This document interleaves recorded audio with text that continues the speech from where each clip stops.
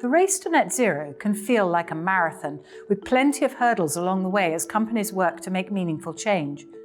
But sometimes it's taking incremental steps that will get you where you need to go. One of those challenges is to better understand your company's Scope 3 emissions. Scope 3 greenhouse gas emissions arise from any activity where an organisation has indirect influence. It can be broadly categorised under 4 groups. Firstly, emissions in your supply chain, then emissions from distribution, use and disposal of your goods and services, emissions from your workforce, and finally, financed emissions. To track your Scope 3 emissions, you need to start by understanding what your footprint is. You may need to go all the way back up your value chain to understand where your emissions really lie. And then you need to work out how you can take steps to work with your suppliers to take carbon out of the supply chain. So Scope 3 recognises the sphere of influence that businesses have over the wider economy. It's a powerful lever in fighting climate change. There are companies on this Scope 3 journey now who are taking real action. I sat down with Elisabeth Brinton, Corporate Vice President of Sustainability at Microsoft, to talk about the issue.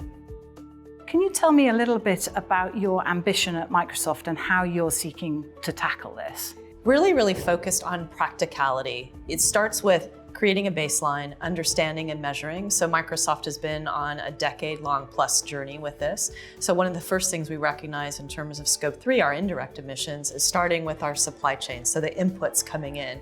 So we worked on contracting and procurement, and it helps them, helps us, and then we can apply our technology. So we think of ourselves as customer number one. And then now, looking at the larger value chain and including circularity, that's a bigger challenge. But it starts with data, tackling, creating a baseline, and then working a practical path forward. It's big ambitions. What do you think have been your biggest challenges so far? The biggest challenges, I think, are it's actually not behind us, but it's in front of us. And so I think the key thing is mindset, not being daunted. And so one of the things that is key to finding solutions is having a solution mindset where you're incorporating innovation and you see the opportunities around Scope 3 as a place of differentiation for your business model, innovation, opportunity. So it's turning it around. And then when you turn it around and are inspired, actually, that's when the practical solutions begin to unfold because you're bringing that inspired thinking as opposed to a fear-based mindset. So Elisabeth, what does success look like for you at Microsoft? Well, success is twofold. First of all, it's obviously meeting and exceeding our own disclosures as a publicly listed company, but also as a publicly listed company, we're expected to grow. And so part of that for us is really delivering on 2 aspects, both green IT and IT for green. So how we help our own customers and partners expand and accelerate their ability to use data and technology to solve their own emissions and carbon and ESG goals, but then also IT, green IT. So these tools and the transparency, that to me is building an ecosystem for success.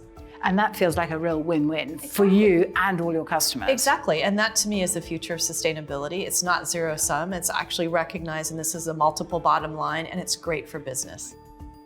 Tackling Scope 3 can't be done alone.